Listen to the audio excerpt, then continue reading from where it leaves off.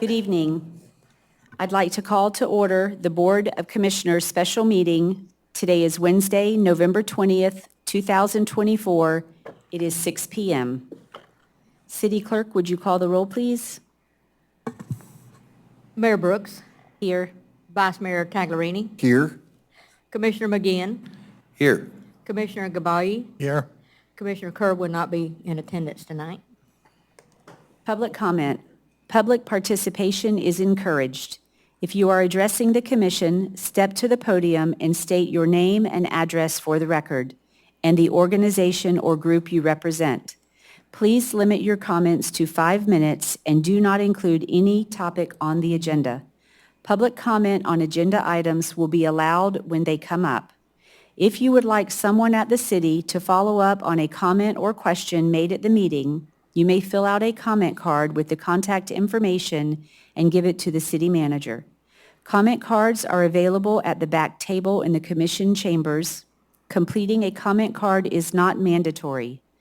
For any quasi-judicial public hearings that might be on the agenda, an affected person may be a party to a quasi-judicial proceeding and can be entitled to present evidence at the hearing, including the sworn testimony of witnesses and relevant exhibits and other documentary evidence, and to cross-examine all witnesses by filing a notice of intent to be a party with the Community Development Director not less than 5 days prior to the hearing.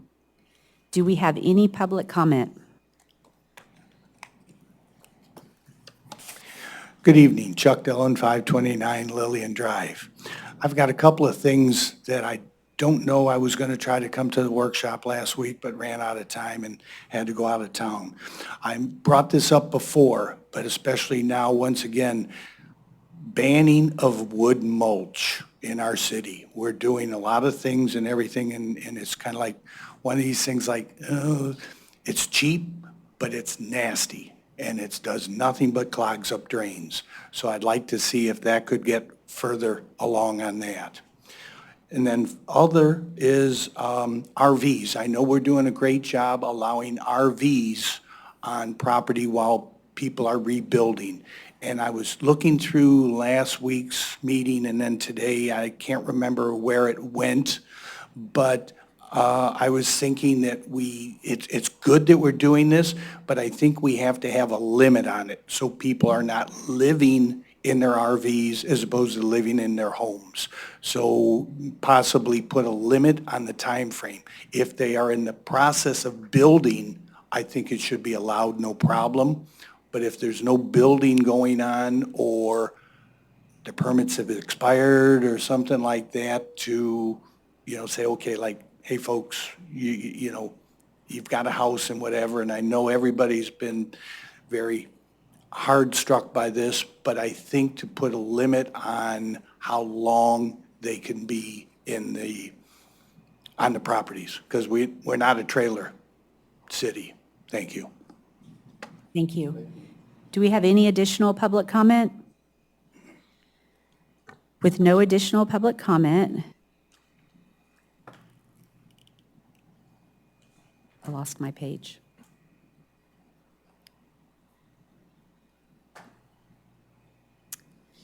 We will move on to ordinance 2024-21, and I will hand this over to the city attorney. Thank you. Ordinance 2024-21, an ordinance of the City of Madeira Beach, Florida, revising Section 94-33 of Division 9 General of Chapter 94 Floodplain Management to delete the requirement to elevate previously issued building permits, amending the definitions of substantial damage, and substantial improvement in Section 94-93 of Division 9 General of Chapter 94 Floodplain Management of the Code of Ordinances to delete the repetitive flood damage provision and the one-year look-back requirement, revising Section 14-39 of Article 2 Technical Codes and Standards of Chapter 14 Buildings and Building Regulations of the Code of Ordinances to delete paragraph D regarding the definitions of substantial damage and substantial improvement in the Florida Building Code, providing for conflict, codification, and severability, and providing for an effective date. Do we have any public comment? Commissioners, any comments? Madam Mayor, I'd like to make a motion to approve ordinance 2024-21, revising definition of substantial improvement, second reading. Do we have a second? Second. City Clerk, would you call the roll, please? Commissioner Gabai, Yes. Vice Mayor Taglerini, Yes. Commissioner McGeehan, Yes. Mayor Brooks. Yes. The motion carried 4-0. We will move on to the next item on the agenda, ordinance 2024-22. I will hand this over to the city attorney. Thank you. Ordinance 2024-22, an ordinance of the City of Madeira Beach, Florida, adopting a revised Appendix A Fees and Collection Procedures Manual of the Code of Ordinances of City of Madeira Beach, Florida, repealing Ordinance 2024-05, providing for conflict, codification, and severability, and providing for an effective date. Do we have any public comment? Commissioners, any comments? No comments. Do we have a motion? I move we pass ordinance 2024-22. Do we have a second? I second that. City Clerk, would you call the roll, please? Vice Mayor Taglerini, Yes. Commissioner McGeehan, Yes. Commissioner Gabai, Yes. Mayor Brooks. Yes. The motion carried 4-0. Before we adjourn the meeting, just to keep in keeping with public comment, we had two items that came before us for public comment that were not on the agenda. One was banning of wood mulch, and the second was on the RVs for limits. If the commission is agreeable, we'll add this for discussion to our next workshop. Yes. Yep. Yes. We could add that, Robin. If anyone has anything further. Madam Mayor, just wanted to ask a quick question with regards to our citizens or residents and or businesses. Next year after, we are going to be hurting for tax dollars. Is there any possibility we can probably discuss this or put something on the agenda to see what we can do, not only to facilitate the residents to move in as quickly as possible? I understand we have to work with our staff and allowing them to build and businesses move in. I just would love to look into the future next 2 years and see how the negative tax dollars could affect the city. So I think that we have our next workshop is scheduled for December, and I feel confident that at that meeting, we could have an update on the status of where we are with permittings, get a percentages of houses of where they are in buildbacks or tear downs, that would give enough time to the planning department and building department to be able to come back with some information, and we could start that conversation. I don't think that we'll have a clear view of that until into next year, the financial side of it. But I definitely think we should have an update on the agenda for discussion. Yeah, we do. We have an update on the hurricane as we gave it a week ago. And just as we did a week ago, we will provide you another financial update. But we did provide that last week to show what our revenue impacts will be for fiscal '25. But we'll provide an update to that and look at fiscal '26 as well. I'd just like to reiterate that our residents and our business owners need to know that we are here for them.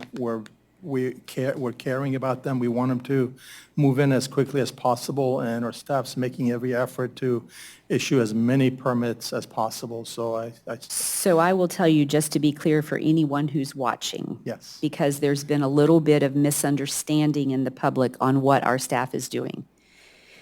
Our staff is working 6 days a week.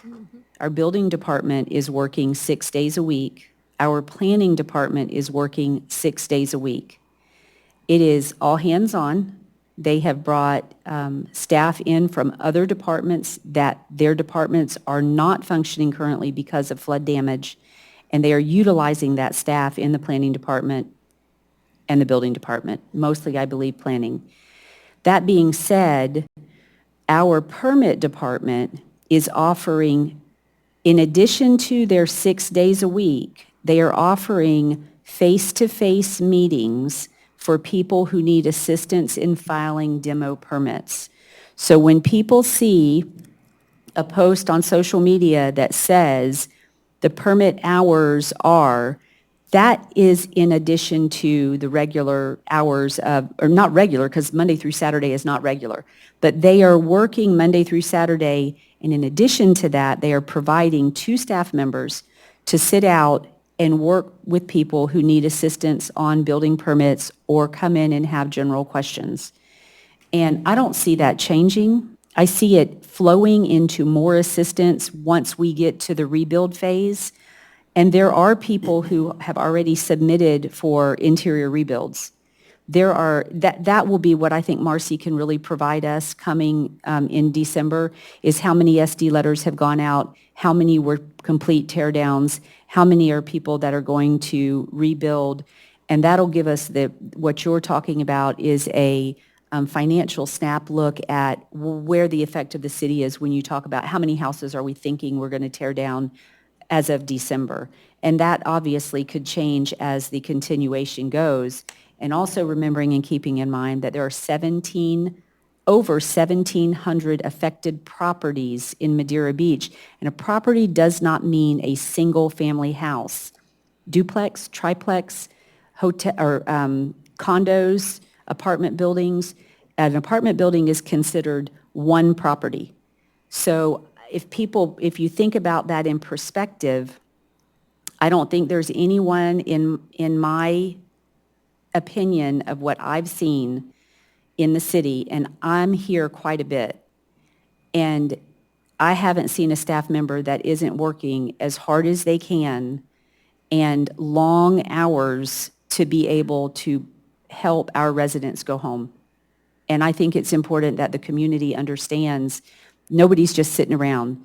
People are working 6 days a week to make it happen, and that's very important to give them that credit. And And it is some ca- 7, some people 7 days a week. It is commendable. Yes. And we can watch your staff. I'm here too, and not as often as you are, Mayor, but, and our staff's really working around the clock.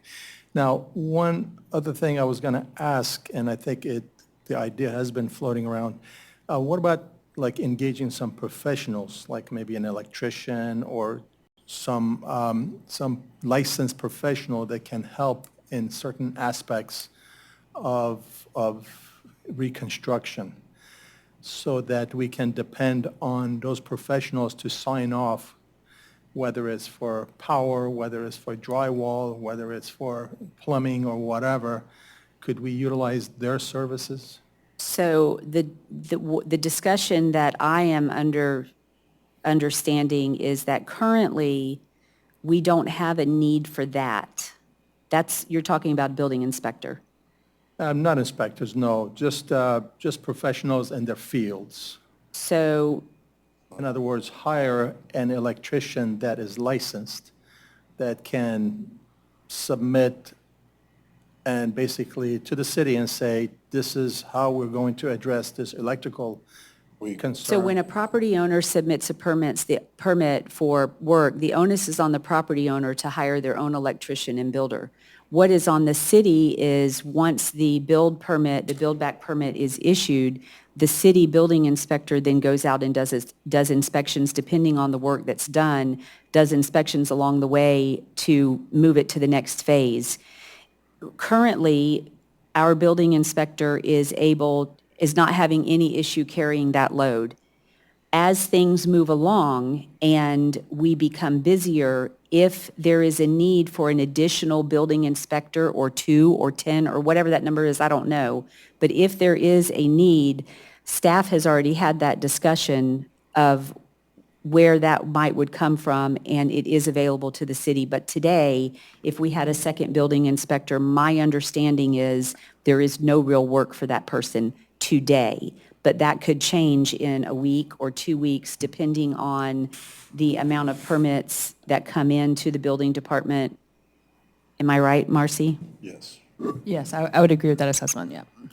So I think they've got, Marcy definitely, has got her finger on the pulse of what's going on in that area, and I also feel confident that if she sees a need for additional staff, she'll ask for it.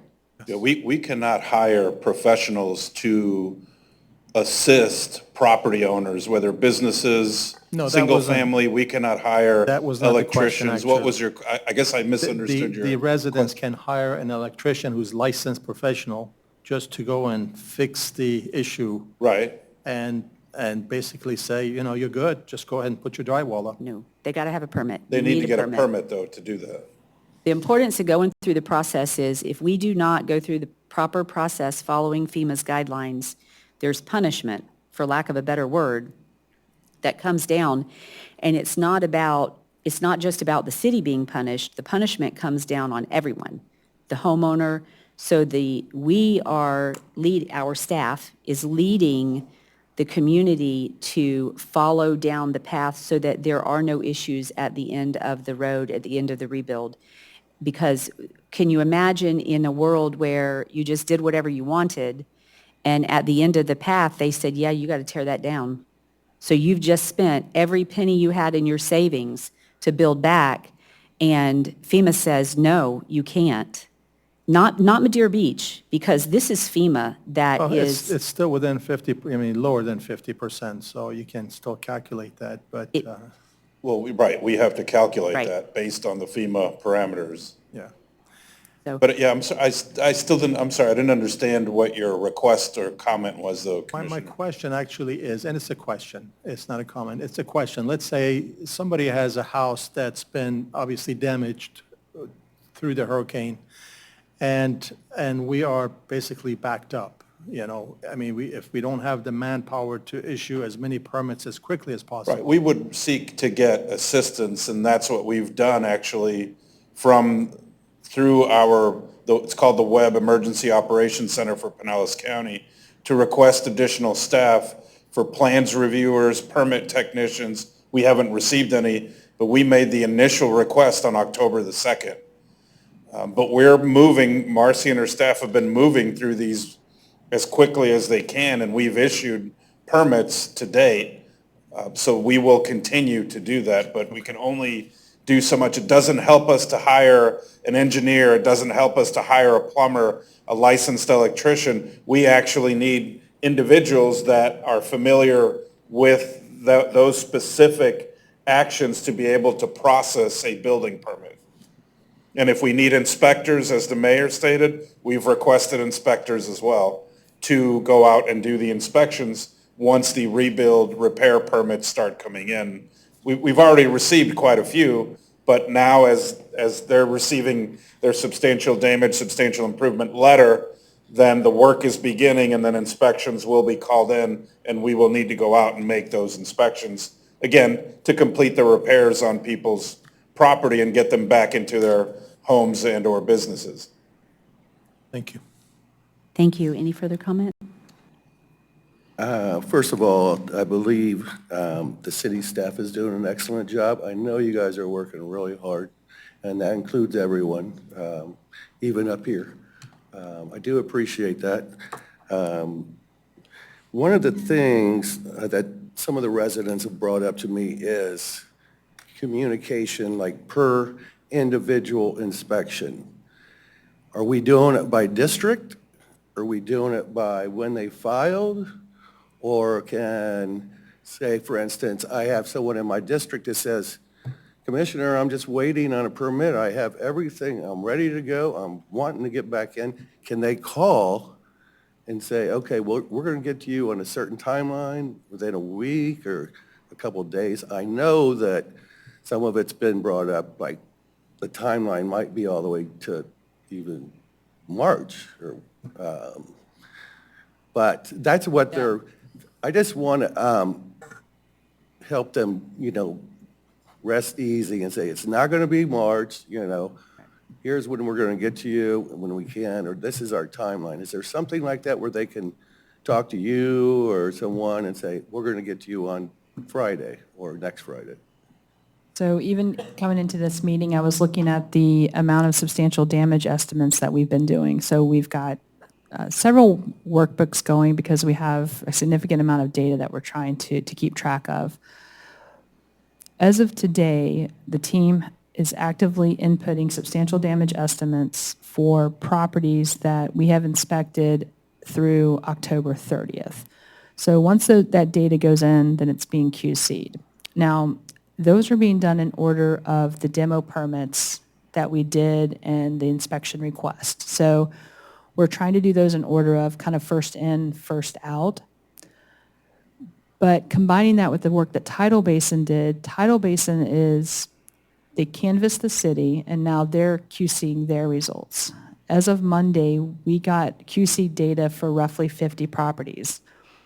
Our team has done substantial damage estimates for a little over 150. So we're QCing that, but they did it in a grid format. So they started they may have information for Harbor and Second. They didn't do it per date in, out. So we're trying to mesh those together and try to kind of take it from both ends based on what we're getting, but still reviewing the information that's coming in from Tidal Basin. But as of today, we are looking at substantial damage from properties we visited on the 30th. I'm trying to correlate that into if they've done it and I can review it and QC it next week, does that mean if you were inspected this week, you can expect results in 2 weeks? So I'm trying to put that calendar expectation together. I keep wanting to do all those data points and try to give people something to sink their teeth into. I know it's very important. So the moment I can, I will. But that is my goal, is to say, listen, if you were inspected or if you started your permit here, you should get your determination notification in 2 weeks from this, or here's where you'll fall. That's what I'm trying to do right now. That's so. excellent. Excellent. Also, I know there was talk about bringing in county inspectors at one time. Didn't we talk about that? Bringing in help to inspect with the county Right. inspectors? Yeah, that's what a few moments ago, we've requested additional staff to assist. Right now, we're not in the process of really, the inspections that are being done now are for those that have obtained a permit to rebuild their property. But there aren't hundreds of inspections to be made. It's just we're able to handle those now. But we've requested information. So we're not, and Marcy can correct me, but we're not performing inspections now for anyone who has been removing damage from the storm. So if you're taking out your drywall, whatever, your flooring, we're not inspecting that. We're allowing people to take photos of the work and upload that into the software. Yes. Once they receive their letter as to whether you're substantially damaged, which gives you options, or you're not substantially damaged, then they can proceed with the rebuild and repair. They still need to get a permit to do that work. That permit will come in, it'll be reviewed fairly quickly, so the work can begin.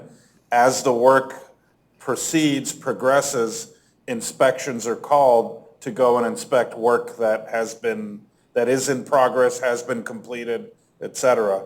That's where we've requested additional inspectors, because guessing within a couple of weeks, we will probably have hundreds of repairs happening every day. So we will need an inspector to go out and inspect all of those. Right. Okay, one more point, and that's some citizens brought up the problem with looting and illegal dumping. And I'm just asking, have we increased our police presence? They're going out and patrolling. They've made some arrests. I have not heard of any looting. I know that they arrested a person trying to break into a house. I'm not sure what they're looting, because if they're going into, we do have, staff gave me an update that we have 36 properties that appear completely to be abandoned. We reached out to dozens more to advise them, you need to secure your property. The doors are open, the windows are open, but I'm not so concerning about the windows, but certainly the doors. So a lot of those have been secured. We still have, again, about 36 that are abandoned. So we've, telling our deputies, go drive by those properties. Those properties are empty. There is nothing to loot in them, unless somebody wants to, steal trash that may be inside, or I'm not sure what would be looting. We have had people trying to break into homes, and they have been arrested. And we do encourage, if anybody sees anything, to call 911. But our deputies they're not that busy because the call volume drastically reduced during and after the storms. Right. So they're ready, willing, and able to go out, and they are patrolling. I see them when I drive around looking at the debris from early in the morning to late in the evening and at night, and they're out there patrolling. I've probably scared off a few people as well, just because I tend to be annoying at night. So, and flashlights and, beep the horn and, keep people moving. But if anybody has been taking anything, I've observed a dozen folks just in the last week still driving down the streets with a trailer and taking items that are at the curb. Why you would do that, I would never do that, but to each their own, and because that stuff is disgusting. That's at the curb, and some of it that's been recently put out has been sitting in a house that was full of water for 6 to 7 weeks now.